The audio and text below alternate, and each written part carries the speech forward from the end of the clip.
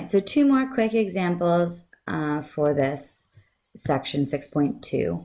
We're going to talk about how do we influence the size of our confidence interval. This is really important. So we're going to revisit that CNN poll that we noticed was pretty bad because we didn't really know what was going to happen. Their confidence interval, just to remind us all, went from 49.5% to 56.5%. So we really were unsure whether the Proposition 19 would pass or would fail because there were possibilities in both sections. And it doesn't matter that more of our possibilities are in the pass area. It really just matters that we didn't know. So one thing CNN would want to do is potentially have a more precise interval, right? Make this interval a little bit smaller. So this is something we're always looking to do as statisticians, decrease our confidence interval width. Now, how do we do that? Well, the width of our confidence interval is entirely, right? Let's just remind ourselves how our confidence interval is created. You start with a p hat, and then you add a margin of error, and you subtract a margin of error, right?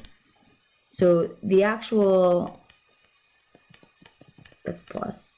That is a terrible looking plus. I have to redo that. The actual width of our confidence interval is entirely based on the margin of error, right? Where it's centered is your p hat, and how wide it is your margin of error. It's sort of like looking at a mean and the standard deviation. So we have our center and we have our spread. So the width of our confidence interval is determined by our margin of error. And our margin of error is calculated by taking our critical value and multiplying it by our standard error, right? So I just want to have this here to remind us.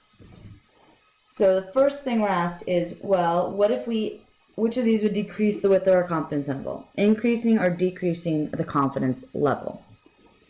We have two ways we could think about this. One, we could think about this using our formula, right?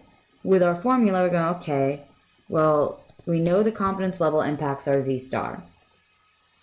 And then we might even go to our table and sort of look and say, okay, well, what happens? What happens to my Z stars as my confidence intervals change? It looks like the bigger my confidence interval, or confidence level, the bigger my Z's, right? Small is smaller. So that would be something important to sort of know. Okay. So now that I have that down, I am multiplying by Z star. So if I'm going to multiply something, I would like it to be smaller if I want to decrease the overall margin of error. And I know that Z star moves the same way as my confidence, so I should decrease. You could also just think of this in our little example we did with the proportion of Hispanic students at our school. We knew that the bigger confidence levels required bigger intervals. Or you could even think about this in terms of how we could calculate Z star if we didn't use the table. Remember, our confidence level is essentially a middle percent. So a larger percent means the wider that interval has to be. So for all those reasons, we know we need to be able to decrease our confidence interval, our confidence level, if we want to decrease our width. The next is our sample size. Well, we can see that in our formula, right? It's in a denominator. So if we want to increase or decrease the width of our interval, we want to make it smaller, what do we need to do to that end? Well, we need to increase it. This also makes sense. As you guys said, very first example in this section of the lecture notes, if we have 1,000 people in our sample versus 100 people in our sample, we feel more confident, we feel better, we think that that's a more accurate estimate, and that's reflected in the interval being smaller. So for both those reasons, we have this. Now this is a question 100% on every exam because it's super important that we understand how all of these pieces sort of work together. All right, so we got one last question here. It says, of 139 adults selected randomly, 30 of them smoke. Looks like we just got an N and an X. And then we're asked to construct a 99% confidence interval. Easy enough, right? Especially if we have the graphing calculator.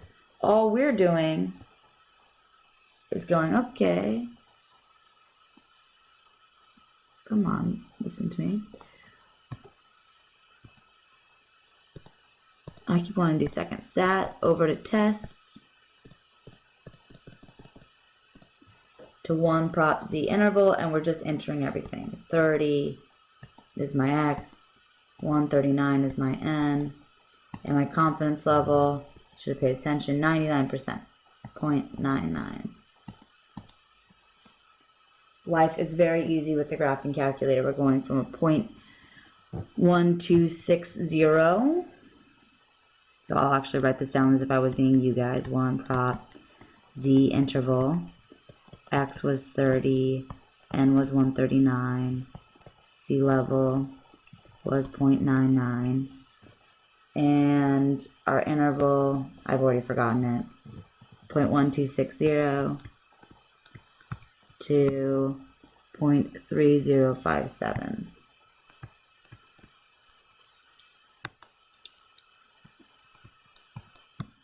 If you don't have the big calculator, I highly suggest you pause the video.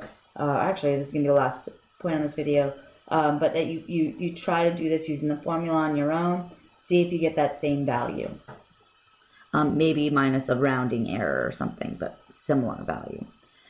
The last example for 6.2, I want you guys to try on your own. I know in the first class, my 7 a.m. class, we actually got through this example, and Tony was very clever and helped us out. But I am not going to do a video for this. I will talk about it in class, but I really want to see if you guys can figure out how in the heck we're supposed to get these values, because it's kind of turning what we've done on our heads. So I want to see if we can do this on our own.